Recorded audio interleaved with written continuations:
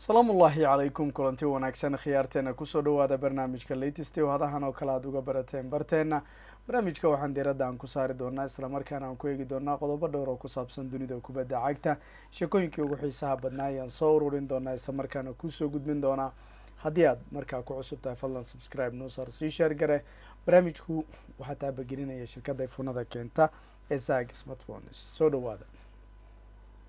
haddii aanu ku horumarno milan waqti qurux badan ma qaadanayso xaaladan wanaagsane ay ku jirtaa marka leego inkastoo ay la ciyaareen kooxda liverpool haddana waa la garaacay horyaalka talyaaniga xaalad adag bay kaga jirtaa qolka labiska kooxda kubadda cagta ee milan way is haystaa xidigihii waxaad moodaa laba inay u kala jabayaan xidigihii ugu waaweynaa meel bay isu raacayaan kuwa badan oo nafan ku jirin ayaa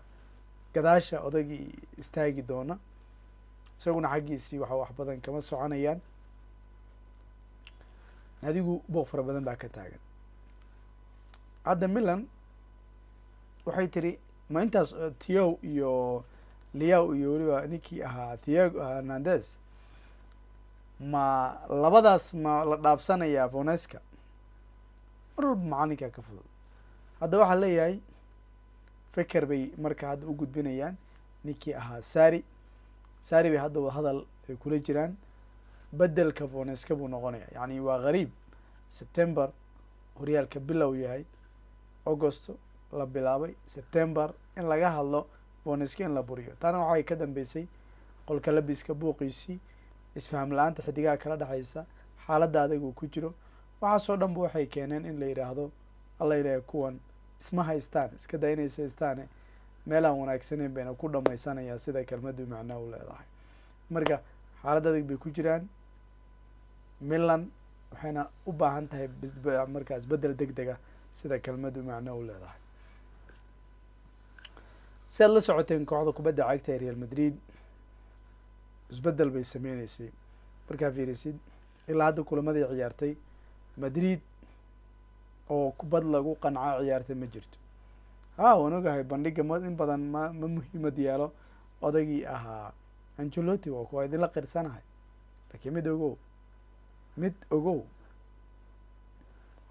angelotti sanadkii hore kubaddiisu aada uma xumayn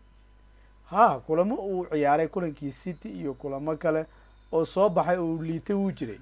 ama kubadduusa soo bandhigin laakiin kulamadaas oo kale waa la guuleystaa oo lama ciyaaro kulamada la ciyaaraya adig kooxaha yarka markaad la ciyaaraysid waay sidaas daraaddeed kooxda xitaa kooxi yara iyadoo la ciyaareysa bandhig liita bay markaasi la imaneysaa hadda waxaa la yidhi balancy buu rabaa inuu sameeyo afartii kulan ugu dambeey hadda u ciyaaray ma fiicnayn bandhig wanaagsan ma jirin aada baa looga shakisan yahay kooxdu xal buu hadda fakerayaa marka rag kastoo xal la yimaada xal bay heli karaan soo maha xalka wuxuu noqonayaa nadiga kubadda cagta real madrid afar laacib oo qad dhexe inuu ku ciyaaro yacni qadka dhexe markuu ciyaarayo jomini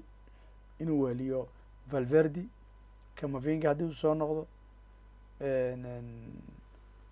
ibrahim diaz ama bellingham xataa haddii uu yahay bellingham ninkii jomini ahaa valverdi iyo ibrahim marka bellinghamna mar walba muhiim buu noqonaya marka afar xidigoo qaddex waxaa meesha ka bixi doona marka imbabe venicius un bay noqonaya marka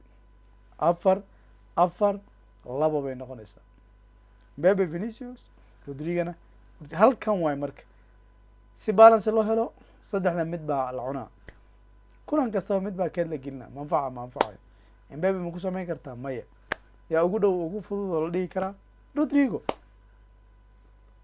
mar go-aankaas bay qaadan doontaa nadigu waan arki doonaa shabakadda team tolk waxay leedahay nadiga ingiriiska ee liverpool waxay ka mid tahay naadiyo dhowra oo u dagaalamaya cumar ama marmuush oo wiil masaariya interct frankfurt la wacdareeyey liverpool aada ula dhacsanay sanadihii lasoo dhaafay iyada kaligeed mahayna west ham nottingham forest liverpool arsenal iyo crystal palace intuba way rabaan inay qaataan aada bayna ula dhacsiyay marka laga canugan sida uu isagu ciyaarayo bandhigiisa runtii aad baa loo ammaanaya aada iyo aad baa loo ammaanaya runtii marka iyaduna waan arki doonaa ma sahlana. Daily Mail waxay ka hadlaysaa suurtagalnimada kooxda kubadda cagta ee markaasi Liverpool in wiilkii Zubamendi iska diiday ee uu diiday hadda uu ka shalaynayo. Warkan waxay ka xigatay Stadio Deportivo Deportivo waddanka Spain waxay leedahay waa Mundo Deportivo iyo Stadio Deportivo. Stadio Deportivo waxay leedahay ninkan Liverpool waa ka shalaynaya maadaama uu diiday. wuxuu rajeynaya inuu isaga kusoo noqdo oo markaasi wuxuu rabaa bishii January Liverpool buu ka codsanayaa in ay dalab ka soo gudbiyaan. haddii nadigu ay u aragto go-aankaasi mid loo fulin karo uu rajeynayaa inuu ka helo, saas baa markaasi la tilmaamaya. nadiga kubadda cagta Man City marka la eego 115 qadiyadood hadda miiska ay u saaran yihiin, imtixaan baa u yaala, garkaa loo gelinaya, booq fara badan baa markaasi nadiga hor yaala. markaad eegtid 115 qadiyadood nadigu hadda waxay fakaraysaa xaalkeedu ma sahlana. 115 qadiyadood iyo duruufta hadda ku xeeran iskuma dhawo sababtoo ah Manchester City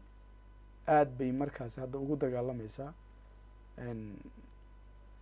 in markaa wax eeda loo soo jeedin ama wax qalada markaasi lagu eedin. hadda sababtoo ah waxaa laga hadlayaa Premier League in laga tuuro, UEFA lala Champions League laga tuuro, FA Cup-ka laga tuuro, yacni championship-ka in loo tuuro. ugu dhow hadda waxa la isku raacayo marka in xilaareedkan aysan qaadinba. that's why marka Arsenal mar musharaxa ugu tahay kaalinta labaadna ay joogto u qaadi karto. ninkii ugu horreeyay oo xilaareedka sadaliya Arsenal baa qaadaysa waa iyadoo City ay kacsan tahay haddana, laakiin ma garanayo, waan arki doonaa. laakiin waxaa leeyahay malaha waa laga tuuri karaa horyaalka. dabcan Felix xalay waxaad aragteen inuusan bilaa qorshaha amaba qorshe bedel uusan haynin markii dhexda uu ka galay wareer iyo weliba markaa yaab, taasoo ku aadan falsafada iyo weliba nidaamka kooxda iyo khatarta markaa haystay. marka waxaan ka hadlayna waxay tahay afkaar ahaan iyo xaaladda guud ee kooxda. xaaladda guud ee kooxda waxaad ka garan kartaan marka mushkiladu ay ahayd hiya mid taagan oo xal looga baahnaa laakiin aan la xalin. Barcelona marka Champions League dharbaaxada ku dhacday waxay tahay mid aad u xanuun badan, sababtoo ah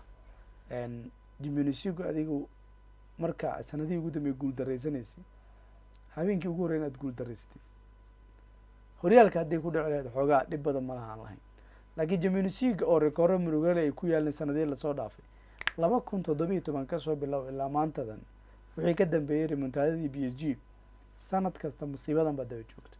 sanad kasta hiya way soo noqonaysa, copy paste way noqonaysa. marka waxaa leeyahay aad buu uga walwalsan yahay. wuxuu rabaa xidigaha soo aadan in uu isagu ku helo Frank de Jong iyo Ansu Fati iyo Gavi hadda markaa almost tababaran, laakiin awoodis jiraaneed kaliya kaga xiran tahay iyo wax badan buu rajeynayaa, laakiin ma fududa. dhaawac xidig dhaawacmay hadduu mar kale dhaawacmo dhib weyn bay noqon doontaa. adigu maxay kula tahay?